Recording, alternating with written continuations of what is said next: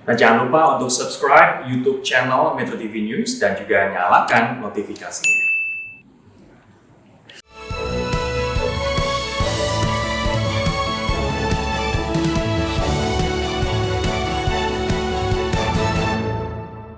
Dipersembahkan oleh banyak sekali peluang bisnis yang bisa muncul dari sekeliling kita. Salah satunya yang tidak ada matinya yaitu bisnis fashion. Coba kalau kita lihat selain bisnis kuliner, bisnis pakaian juga menjadi salah satu bahan kebutuhan pokok kita sehari-hari. Nah, selain untuk menutup tubuh, pakaian juga bisa menjadi cara kita untuk mempercantik penampilan sehari-hari. Makanya tidak heran kalau kemudian muncul tren fashion yang unik, juga motif dan desain yang beragam. Tapi kalau saya tanya kepada Anda, terfikir nggak kalau kemudian membuat sebuah elemen fashion dari daun? Makanya hari ini Lady Boss sudah janjian dengan seorang desainer asal Yogyakarta yang punya teknik pembuatan kain dengan sebutan eco print. Penasaran kan? Orangnya sudah hadir di ruang tamu Lady Boss. Makanya sembari saya jalan ke studio, kita lihat dulu yuk video berikut ini.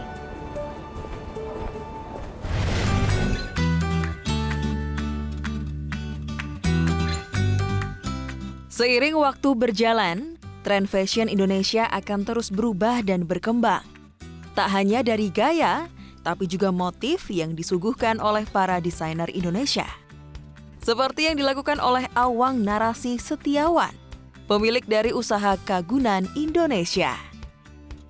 Sebuah usaha seni olah kain kagunan yang memanfaatkan alam sebagai bahan untuk dijadikan motif kain. Ide ini bermula pada tahun 2015 saat sosok wanita yang kerap dipanggil Bunda Awang mendapatkan inspirasi dari daun jambu yang sering digunakannya sebagai obat diare saat kecil. Daun ini kemudian disulapnya menjadi motif-motif kain dengan teknik yang disebut eco print. Tak hanya kain, Kagunan Indonesia juga mengaplikasikan teknik eco print pada berbagai medium seperti baju, pouch, hingga tas. Bagaimanakah perjalanannya dalam mengembangkan bisnis olah kain eco print di Indonesia?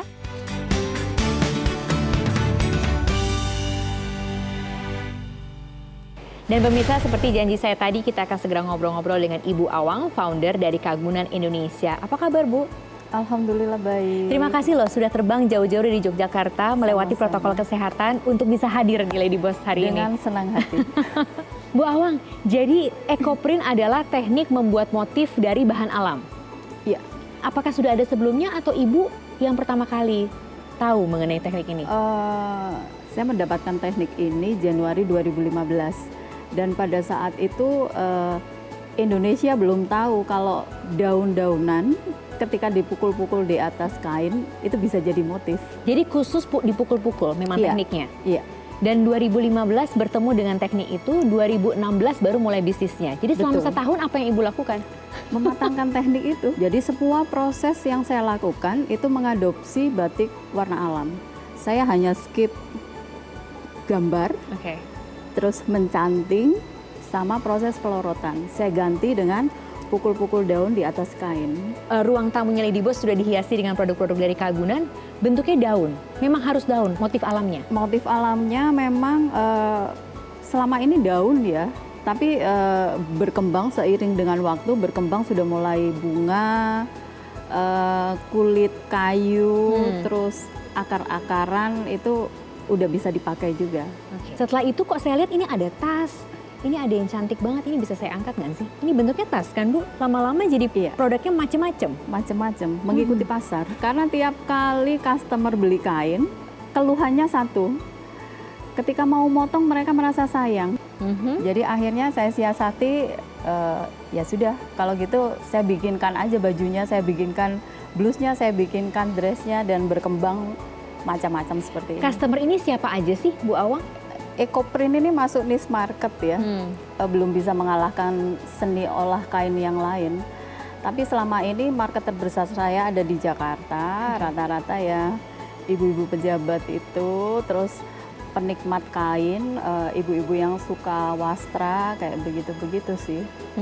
Karena segmennya memang niche. Iya. Tapi berarti datang dengan bentuknya pameran atau melalui media sosial atau?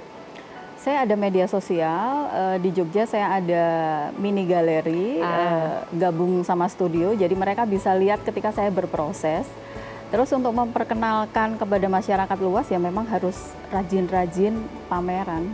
Berarti sekarang selain Bu Awang, apakah ada tim khusus? Kalau untuk tim saya sendiri, tim Kagunan itu ada 8 orang total.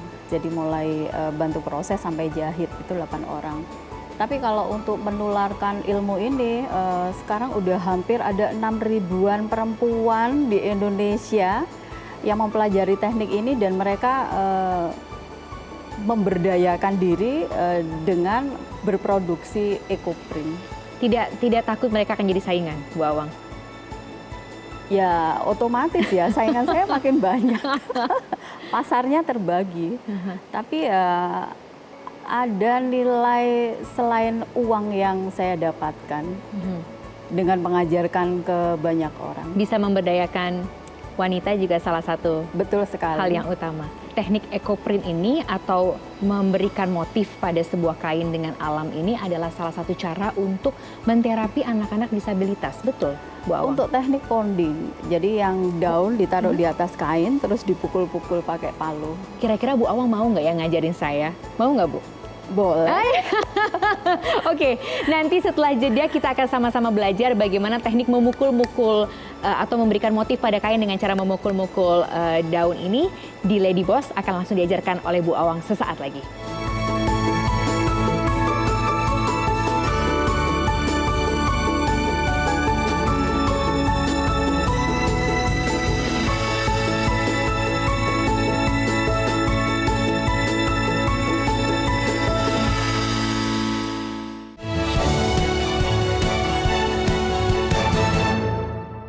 Dipersembahkan oleh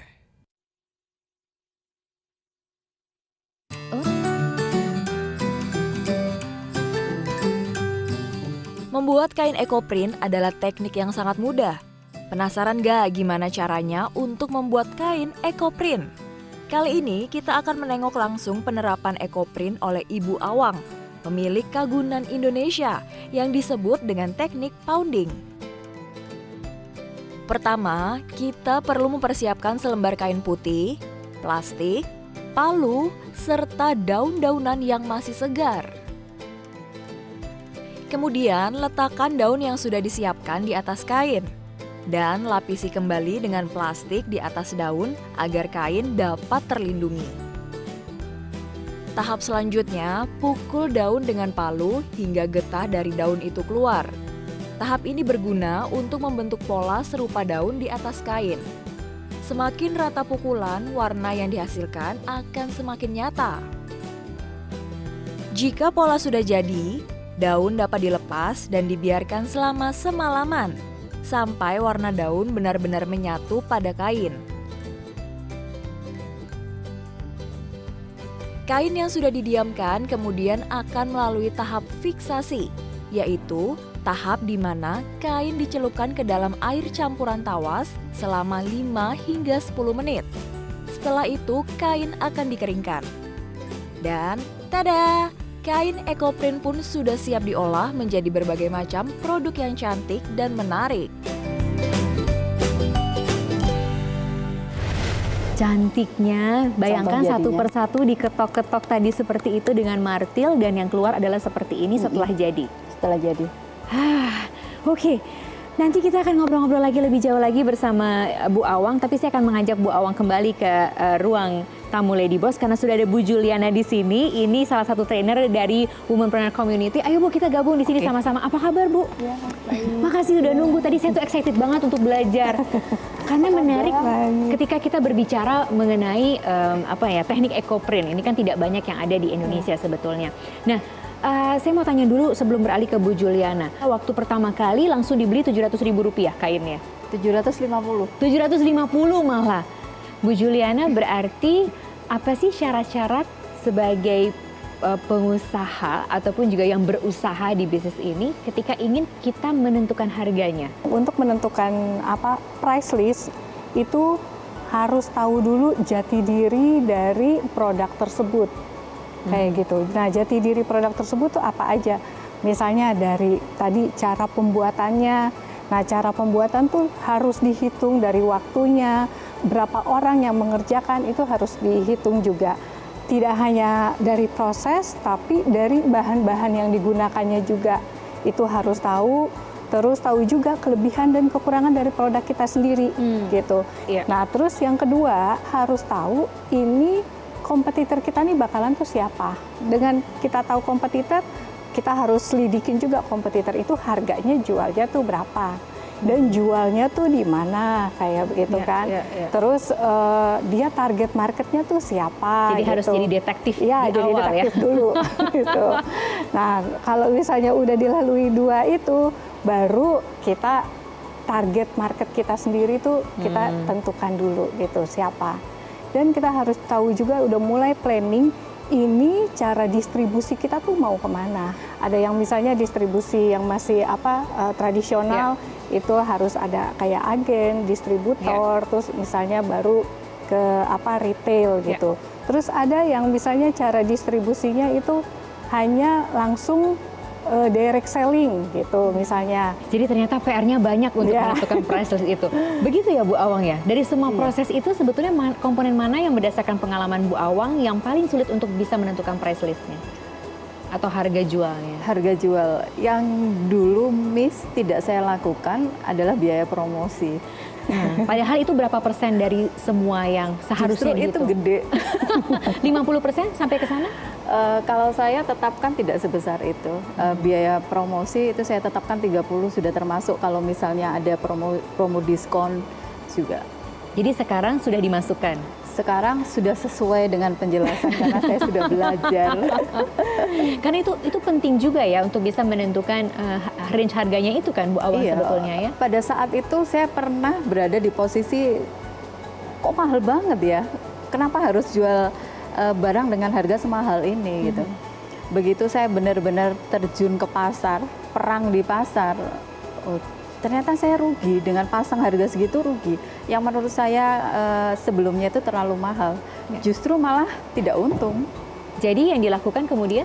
Saya evaluasi setelah belajar banyak di WPC, saya perbaiki semua. Kadang-kadang tuh mindsetnya kan juga begitu. Ketika kita berbicara mengenai produk dalam negeri, kita berbicara mengenai eco-print, menggunakan bahan alam. Tiba-tiba muncul harga yang fantastis gitu. Minimum 750.000 seperti kata Bu Awang. Tapi ini kan butuh proses Bu Juliana. Butuh kreativitas yang tidak sembarangan juga. Komentar Anda, harusnya kan memang dihargai yang cukup tinggi juga. Iya kan?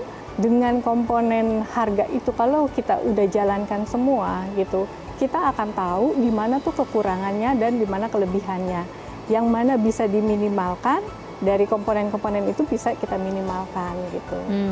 Makanya tadi hitung pekerjaan, waktu pekerjaan tuh harus tetap dihitung. Oke, nanti kita akan ada pertanyaan dari wanita di seluruh Indonesia yang sudah melayangkan pertanyaannya melalui email. Nanti akan satu-satu kita jawab, termasuk ada video juga. Jadi jangan kemana-mana, kami akan segera membacakan pertanyaan Anda dan temukan jawabannya sesaat lagi di Lady Boss.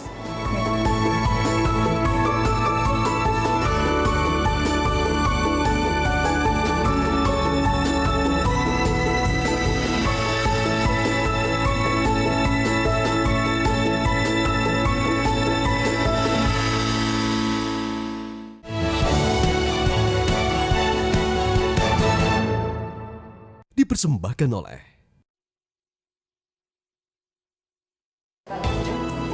Pemirsa, kembali lagi di Lady Boss, kita masih membicarakan seputar bagaimana mengolah bisnis dari kain eco-print.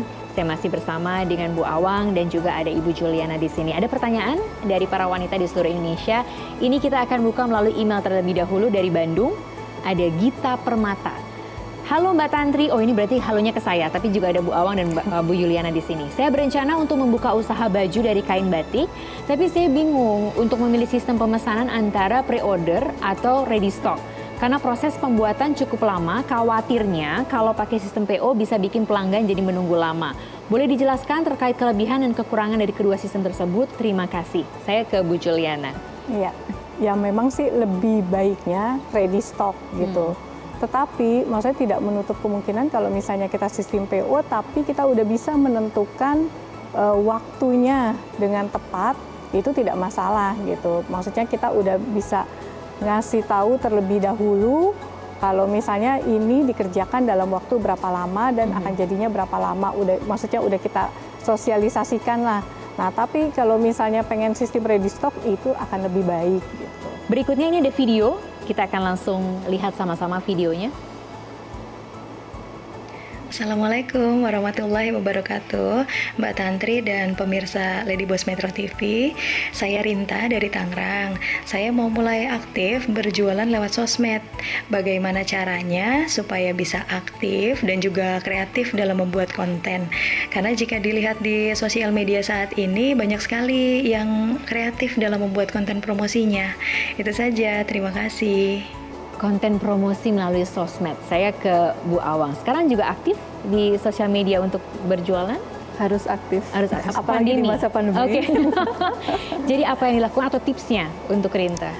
Kalau saya ya memang harus kreatif ya, dari sisi foto, terus bikin video, terus saya sisipin ini tips-tipsnya. Jadi daun yang paling bagus dipakai itu daun apa, terus cara mewarna, cara mengunci ya. Dan biasanya ketika saya memberikan tips-tips itu, viewernya banyak. Jadi tidak hanya berjualan, tidak hanya semata memberikan foto apa yang dijualkan, tapi dan kemudian memberikan informasi. Jadi ada engagement gitu ya pembeli. Selama pandemi ini 100% mengandalkan sosmed. Tadi Bu Awan juga sempat cerita bahwa ikut juga dalam sebuah komunitas, dalam hal ini Womenpreneur Community. Seberapa penting ikut dalam komunitas untuk seorang womenpreneur seperti Bu Awang ataupun juga seorang pelaku UMKM pada umumnya? Awal mula saya memutuskan ikut Womenpreneur itu karena saya butuh market saya di Jakarta. Saya butuh link, saya butuh banyak teman di Jakarta. Pada saat itu Womenpreneur kebetulan bikin kelas di Jakarta. Jadi saya memutuskan ya saya ikut. Terus ini beda dengan bisnis saya sebelumnya. Jadi saya merasa membutuhkan teman baru, membutuhkan ilmu baru, membutuhkan link baru, dan ya alhamdulillah. Jadi berarti apa catatan pentingnya dari Ibu Juliana sebagai seorang trainer untuk para wanita di seluruh Indonesia? Memulai dengan yang cara yang benar gitu. Karena kalau misalnya kita memulai usaha dengan tidak cara yang benar, nanti akan yang timbul adalah rugi gitu. Nah, kalau rugi itu nanti akan ada timbul rasa nggak mau berusaha lagi gitu. Ada kayak ada rasa kapok gitu. Ambillah ilmu-ilmu yang seharusnya berentrepreneur tuh seperti apa, berwirausaha seperti apa. Nah, kalau misalnya dengan di IWPC juga dia akan menemukan teman-teman, pasti teman-teman juga akan bercerita bagaimana pengalaman mereka, dan itu bisa jadi pelajaran juga untuk yang baru. Oke. Gitu. Kalau Bu Awang, apa pesannya untuk para wanita di seluruh Indonesia? Untuk seluruh ekoprinter perempuan di Indonesia, kita harus memastikan bahwa proses produksi dari A sampai Z itu benar-benar aman, benar-benar ramah lingkungan, dan tidak mencederai alam. Karena kita punya tanggung jawab moral atas itu. Bu Awang terima kasih banyak, Bu Juliana juga terima kasih banyak. Ini pesannya jelas, teruslah melangkah wanita Indonesia setinggi-tingginya Anda bisa, tapi ingat, harus tahu ilmunya. Kalau Anda kemudian berbisnis dengan alam, kembalilah juga untuk memberikan yang terbaik bagi alam, karena alam akan memberikan juga kembali untuk anak cucu kita kelak. Kita kembali lagi di Lady Boss minggu depan, jam 15 waktu Indonesia Barat hanya di Metro TV. Tapi kalau Anda ada pertanyaan lebih lanjut, layangkan melalui email di ladyboss.metrotv@gmail.com. Sampai jumpa.